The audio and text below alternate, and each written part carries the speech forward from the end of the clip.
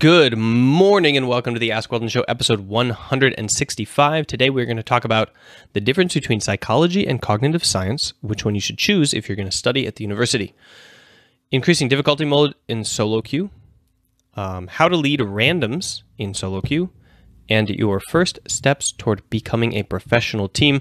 Welcome to the show. My name is Weldon Green, and this is a show where, as a sports psychology trainer and an experienced professional esport coach and player development coach, I answer your questions. Most of the questions that are called into the show are related to either League of Legends, esport, sports psychology, or performance in some way, but I'm willing to handle anything that you can throw at me.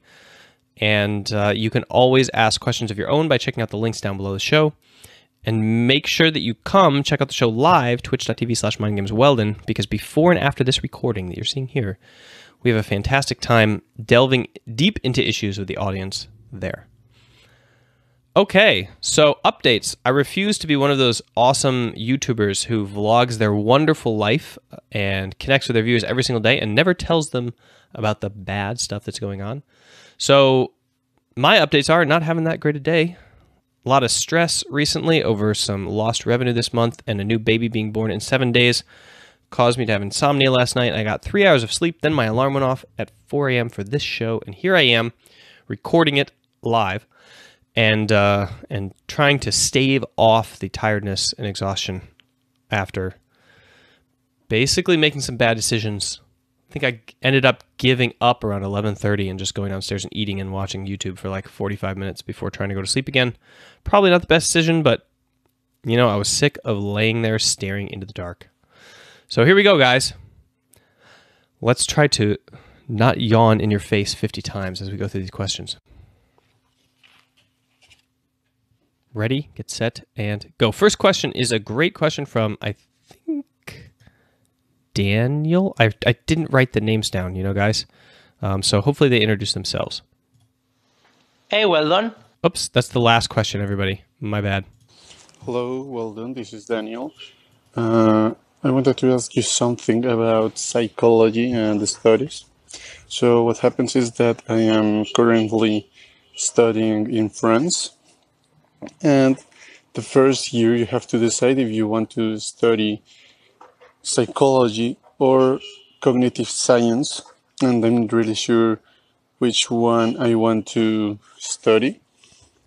I really like both, even if I'm kind of prefer psychology, I'm not 100% sure. So I wanted to ask you your opinion about each one of those two. All right. First of all, thank you for calling in the question. For those of you who are not aware of the difference between psychology and cognitive science is the study of, I guess, the brain, science of the brain, everything that goes into the brain and what happens when you do. So it's a mixture of a lot of different fields. It's interdisciplinary. You have artificial intelligence, computer science, psychology, neurology, a lot of kind of like crossroads of a lot of different fields in order to do cognitive science. And most cognitive science is very objectively based, and it's more about the computation of information and the actual process of aggregating that information and learning in the brain. And as such, it usually, you have far less of the field is focused on the more kind of general concepts of human behavior, and much more of the field and the research probably is focused on very concrete things such as the acquisition of vision, how it is that you see something, and then what happens when you see it, how it is that you convert that into possibly an image, things like that. So the kind of the nitty-gritty of neuroscience, I would say. So cognitive science, and then psychology is based around human perception and human thinking and human behavior, I would say, in the world at large, and kind of the interplay there between fully formed thought and decision making. And it's really hard to turn that into a concrete science, as you would say physics or biology is. So of course it draws from physiological and biological backgrounds, but ultimately we're talking about the software here, and we don't exactly know. We're in the same situation as Newton. We don't exactly know what are the particles that are affecting the apple to fall from the tree. And so we observe the apple falling from the tree, and we make formulas based on our best guess to explain, what the acceleration and describe what gravity is and what the force is that's being applied. And even though it gets invalidated, hundreds of years later or 100 years later, I'm not sure the difference between Newton and Einstein, but even though it gets invalidated later on by newer science that understands the actual rate of fall of the apple and can explain it with a more precise scientific background, it still is a pretty good guess at what's going on. So those are the two fields. And this gentleman, who I now have to look up the name because this is getting pretty absurd. I think it's Daniel. Yeah. Daniel is wondering, what should he do? What should he choose to follow? Well, unfortunately, I don't have a lot of insight into that because I didn't actually have to get a job in cognitive science, so I don't know how difficult or hard it is. And I didn't actually have to get a job in psychology either, so I don't know how difficult or hard that is. Personally, I believe that the whole field of psychology is going towards cognitive science. So I believe that as we understand more and more of the brain, we will be less and less like Newton, just guessing at what's going on, and more like Einstein and the physicist at CERN, and we will know what's going on, and we'll be able to analyze it physically. So I think psychologists who do not have a background in the mechanics of neurons and the ability to read things like magnetoencephalography machines and really kind of understand the brain as a computer are going to suffer mightily in 20 or 30 years as the field moves strongly in that direction, as we have the capability to understand thought from vision, from computer vision of the brain. So my recommendation would be either both, or to future-proof your psychology career by frantically studying everything you can about neuroscience and the physical aspects of the brain. That would be my suggestion to you and to anybody who's thinking of studying psychology nowadays, because I think psychology is going to drastically change over the next 40 years as we get stronger and stronger ways of looking into the brain and saying what exactly is going on. All right, easy and simple question. Best of luck to you in choosing your major. Let's jump into question number 2. Got to turn on the gain on this. Hey Weldon, I just got done with a video of the Mac program where you talked about meditating in public to raise the level of training. Aside from bad ping and your forced timed roams with Talon, what are some other ways that I can transfer this concept to League of Legends training? All right. So for those of you who are not aware, I have a training program called the Mac program, which I'll get into later. And in that program, I talk about increasing the difficulty of your meditation by doing it in public, or by when we do walking meditation, also kind of like absorbing the environment, doing, standing by the street side and opening your eyes and staring off into the distance for a minute or two gets you a lot of stares, and being mindful of those stares and not mindful of them and not care about them is a challenge. But anyway, in League of Legends, I talk about an example of when I one-trick Talon and I force myself to roam at level 6, period. And what happens at level 6 is maybe I take a bad trade at level 5 and I go down to 10 HP. And then I ding level 6. I still have to roam.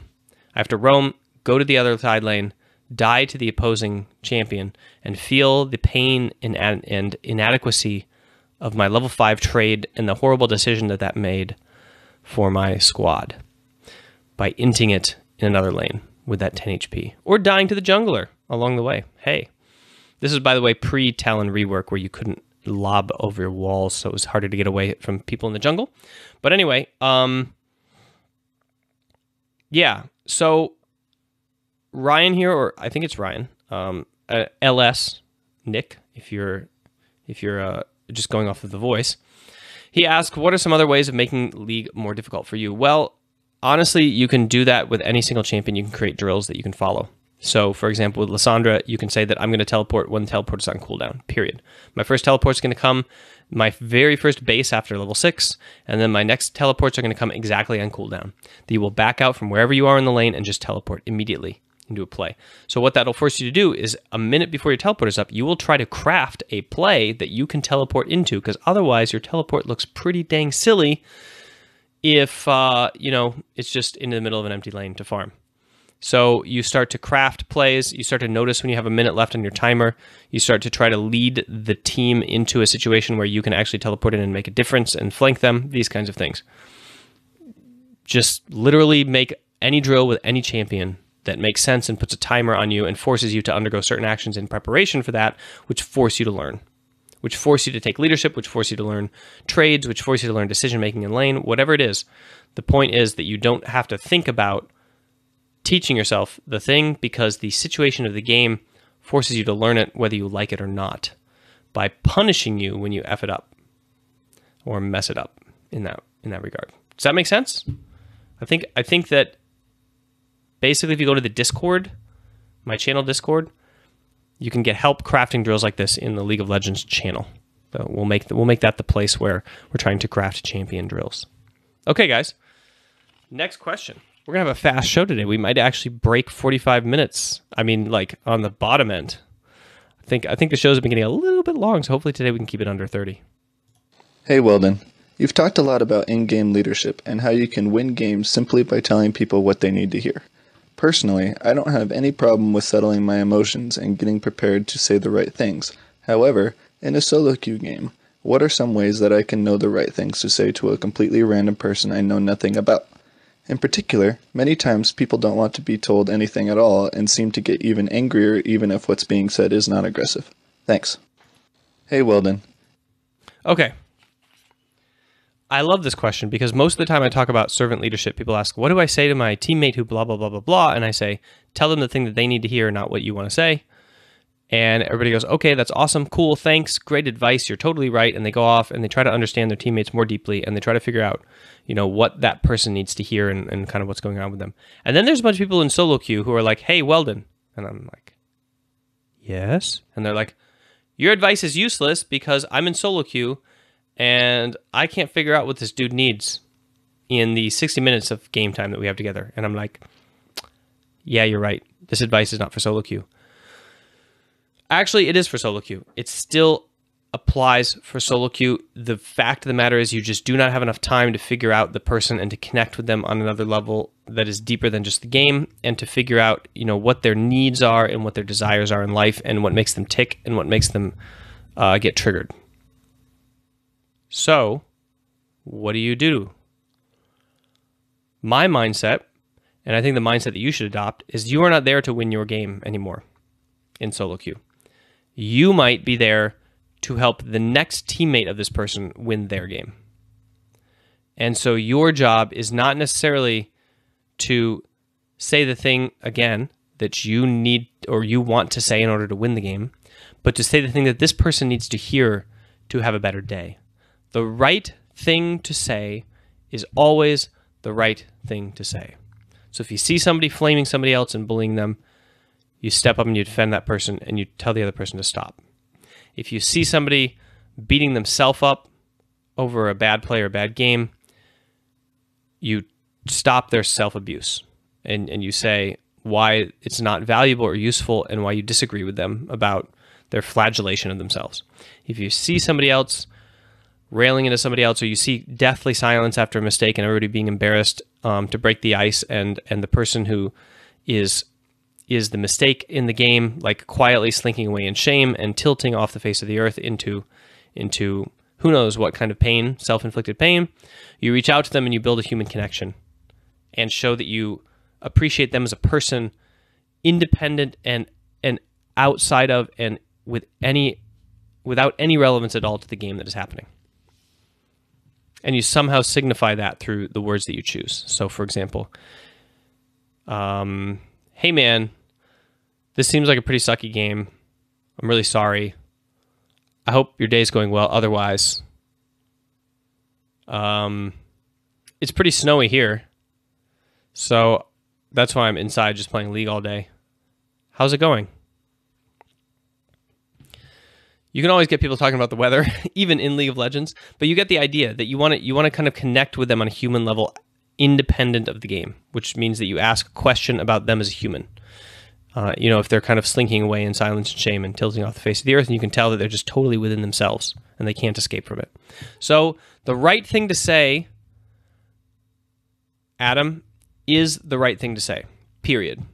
even if it's dedicated to helping a person 4 games from now who's queued up with this guy to have a better game and to win that game, and has nothing to do with your game, and it's not going to help you in any way, it will eventually help you in life. I promise. Everything comes back around if you're doing the right thing. I'm not really sure how to explain that, but everything does come back around.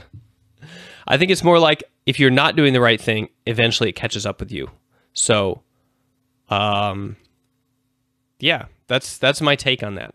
There's no possible way to do servant leadership in solo-queue games in a way that is going to impact your victory conditions, because you never get to play with these people again. And that is one of the flaws of the online anonymous faceless ladder, is that you don't get to develop these team bonds and get to see the same opponents and get to see the same allies over and over again, you know, game after game. So you don't develop these kinds of like very human relationships. But the thing that you should think of is like, what if I have my next game with this guy? Or what if, you know, my brother has a next game with this guy? What can I say to help him go into his next game and do the same thing for somebody else that I'm doing for him? Just say the right thing. You know what the right thing is to say, I think. So the only thing that we lack as players is the motivation to say the right thing. And that is where you need to change your mindset, essentially. I think everybody knows the right thing to say. When you're sitting there online, you're looking, and you think like, man, if I were that guy right now, if you put yourself in their shoes, you know what it is you would want to hear from a teammate. Not like at a logical level, right? Everybody's like, oh yeah, I'd want to hear this thing. Like, you know that if your mother, if you were a 12-year-old and your mother was in the game, if you were a child, imagine the person's a child, like a 6-year-old, and you're their mother. You know what they would want to hear. That kind of thinking, okay? Not like, you know, 18-year-old male to 18-year-old male kind of mano-a-mano kind of thing that you'd want to hear. You know, that's not what I'm talking about. I'm talking about real emotional communication. Okay. The show's going to be a little bit heavy today, guys. I already told you why, because of the whole lack of sleep and the anxiety that I have in my life right now. So we'll move on for that. I got a haircut, by the way. Check it out. Oh, yeah. Oh, yeah. Oh, yeah. Feels good. Feels nice and cold, which is why I'm wearing a freaking sweater and wool socks. All right. Before we get into the last question, I wanted to remind you guys that I have a Mac program for sale. It's a very good month to buy the Mac program because all purchases go directly to the developer who's developing the new version of the program. And this is the training program that I have done with 3 professional teams now in order to win 4 championships. Do I need to sell it any more than that?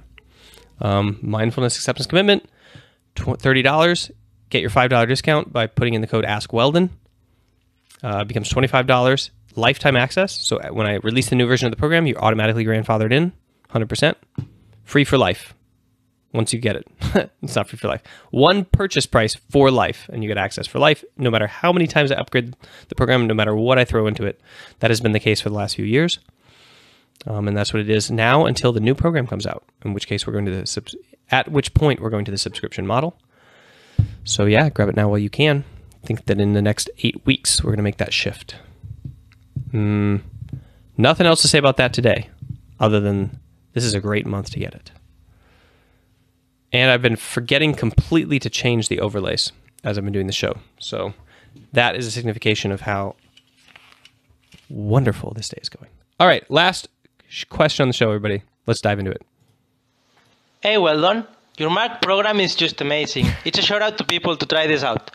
My question today is, me and my teammates are just new in team games. I mean, we are all decent at solo-queue, but we started to scream and we are getting wrecked by other better teams. So I would like to ask, what are the stuff we should try first as a team, and how I can help my teammates to reach our potential as soon as possible. Our goal is to reach AGC, Pro-Scene on Heroes of the Storm. Thanks. All right. Thank you so much for the fantastic question. I believe this is Damien. Yes, Damien. All right, so I had a completely different answer for this question. I think the first time I heard it through, I was like, okay, cool. I have a ton of different things that they could work on. And then I heard on the second listen that it was AGC, so the Pro League for Heroes of the Storm. And I was like, whatever, I'll just figure out what I'm going to answer on the stream. So here I am, and I have to focus completely on sports psychology and team building stuff because I have not played enough Heroes of the Storm to actually know what to focus on in terms of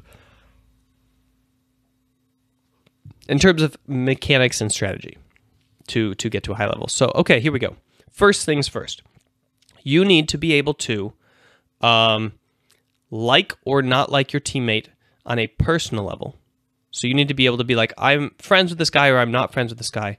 But when it comes down to the final shot in the final game of the qualification series, you are willing to pass the ball to that person. So here's an example. I was listening to an interview yesterday with Shaquille O'Neal, and Shaquille O'Neal was like asked, do you ever think about what the people say about, oh, what if you could make it work with Kobe? And he's like, what do you mean make it work with Kobe? Everything worked great with Kobe. And they said, yeah, but you have this like public beef, I guess. You didn't get along. He was like, who did Kobe Bryant pass the ball to in the last moments of Game 7 of the NBA championship series final to win the game for him, to take the last shot to close out the victory? That's right, me. All right, we didn't have any beef. The idea is that like you have these relationships, right, that are like friend relationships, they're peer relationships, and they're the things that allow you to say nice things to each other and tolerate each other on the surface. Those do not work in sport, because sport is more like war.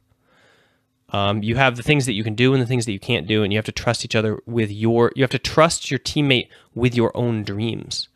They're not carrying their own ambitions on their back. They're carrying your ambitions plus their own ambitions. And that trust can be violated so easily, and it has nothing to do with friendship. So one of the things that you have to work on building up is this connection, this band of brotherhood that goes more to the family dynamic or the wartime band of brothers dynamic than friendship does. Because at some point, you need to be able to disagree with a person completely and still trust them to make the play that is going to get you the slot in the pro series. You need to go into a game knowing that they've been failing this move or this play or this thing all week, and they've been training hard, and you're going to trust them 100% in the game to actually make the play at the same time that you know that there's a high chance that they're going to mess it up. But you still throw them the ball.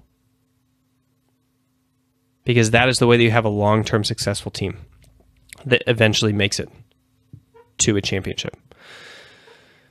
Is you saddle each other with each other's virtues and dreams and aspirations. And that weight of carrying your teammates' ambitions on your back forces you to expand, grow, and improve faster and more solidly than any other force that you could apply to them. Any other drill sergeant force, any other coaching force, any other motivational force. The fact that they are carrying your dreams on their back. All right, so how do you achieve that? Simple. You got to connect with your teammates on a human level outside of the game. So you're talking about game stuff, then you go on a date. You arrange dates with one-on-one calls, or if you're in the same city with these people, one-on-one dates to restaurants where you talk and exchange information deeply about things unrelated to the game. You connect with them on a human level. When I was working with pro teams, I would assign them questions. I would have them go through, a sequence of ever deepening questions. I would assign them specific questions for a certain day. Like one related to the game, one related to their history, something they don't know about the other person. Like, when did you have your first kiss? What if your house was burning down? Like, which family member would you save and why? Not that dark and deep, but like, what possession would you save and why? These kind of things. These kind of like simple icebreaker things, but when you put them in a one-on-one situation, you're actually developing this kind of closeness. Okay, so that's the first thing I would do. Try to build a band of brothers instead of a team. Try to build a band of brothers. A group of men who would go to war and die for each other. And women, if you have women on your team. Fantastic. Okay, then the second thing that I would do is I would work on communication. So every single communication is an embedded meaning. You have words, and the words embed meaning of a complex play. And the more plays you can embed in a single, the more meaning you can embed in a single word, the better. So you should spend a lot of your time in your communication defining the things you're saying. You say, when we say this, what does that mean? When we say this, what does that mean? And every single person on the team has a part to play in every single play. Okay, so expand your playbook. What is your playbook? It's a collection of memes and words and labels that you use to describe the plays you're going to execute as a 5-man unit. Now, this is important. Every single play is a 5-man play. I think Here's the Storm might be 3-man. I'm not really sure. Isn't it 3-man sometimes? Here's of the Storm AGC. I think AGC is all 5-man, right? Anyway, let's just assume it's 5-man. So every single play is a 5-man play. I don't care if you're just playing doing a bot lane play with your jungler and you have a label for that play. The other 2 people are still involved. What are they supposed to be doing while the play is happening on the bot side? What are they supposed to be doing? Right? They have a part to play in the play, even though it's focused on one side of the map. They can assist or they can make it irrelevant. They can make that play twice as effective, or they can make it not matter at all because they screw up something on their side. Okay, so every single play is a 5-man play. When you are reviewing and you're listening to comms, you should always review with comms, with the team voices that you hear like over the comms, and you should say, this is what we call this, and this is what this means, and this is everybody's part in it. Like, and you have everybody explain their part in the play, so that you're always clarifying your playbook. You're always expanding your playbook, and you want to have your playbook to be as large as possible. Okay. Number 3, build a come from behind playbook. So every single time that you are training and scrimming, and you are behind, you are working on a new playbook. You're working on like comeback moves. You're working on comeback plays. You're working on like, how can we scrape together 1 inch of progress towards victory? What can we still, and when the game is really lost in a scrimmage, you're thinking, what can we still learn from this game? Can we learn any mechanics? Can we learn team fight coordination? Can we learn the coordination of our champions' abilities together? Okay, these kind of things. So you're always trying to learn, even when scrims are not going well, and you're always building up a playbook for comeback, because you're going to win, the games that you're better at, the other team. The ones that you need to win, they're going to push you over the edge, are the ones where you beat the teams that you shouldn't otherwise beat because they mess up and because you're good enough and resilient enough to stick it out. Okay, and the final thing that you should work on is in team fight communication. You should only be communicating target selection, which may or may not be necessary a lot of the times. And then you should be communicating cooldowns, remaining seconds of key CC elements. So when you have a CC spell that's going to like stun or sleep or otherwise disable a person, and you have like 5 seconds left, you're like 5 seconds until blank, 2 seconds, 1, 0. Okay, and then basically the thing that you need verbal communication of in a team fight is the coordination of CC abilities and damage. Okay, so don't fill up team fight communication with useless information. Don't spam target selection, because most of the target selection is going to be visual and decision based. Like the people are experts at their champ and they're expert at their role. They know who to go on and they know when. And you can review the team fight after and be like, oh, I should have gone on this person and I should have gone at this time. Okay, you can figure that out later. Screaming it a bunch in game is pretty much irrelevant, because it's like so much of teamfight communication is visual already, and most of the target selection I would say is visual. That screaming people's names and champions' names is almost useless. What you should be communicating in a team fight is coordination of CC spells. You should be communicating when your key fight-changing, target-changing spell comes off cooldown, so that you can coordinate it with somebody else whose other spell comes off cooldown. That is what's going to win you team fights in terms of coordination. Okay, guys. And then whether or not you're losing or winning the team fight. So you got to know if you're going forward or backward. retreat, get ready to turn, turn. Or turn on my spell, things like that. Okay. Those are my 4 suggestions. I think I came up with 4 suggestions. I hope they're useful. They're kind of like the first things that I start to diagnose and work with on any team. They're usually the biggest impact things that get me the most victories with the team and allow me to then work on more long-term kind of like, mental power kind of stuff where you're doing meditation, et cetera, because I get those quick wins and we make the team amazingly better in the short term off of the back of those kind of 4 principles or 4 activities. All right. That's it for the show today, guys. Make sure to check out the Mac program. If you haven't already, mindgames.gg/MAC. Code at checkout is AskWeldon. Sorry for the slight number of yawns today in today's show, and the maybe low energy. I can't tell if I have low energy or depressed energy, but anyway, like I said, bad night last night, insomnia, 3 hours of sleep, stressful month, losing money, having a baby. We'll see if things go well or not. Maybe we live off of credit cards. That wouldn't be the worst thing in the world. A lot of people do that and turn out fine. And anyway, it's not like it's a real problem, right? I mean, there are people that got real problems in the world. And so I'm just going to go read some Kierkegaard, who talks all about anxiety and what a wonderful place it has in the modern world. And check you later.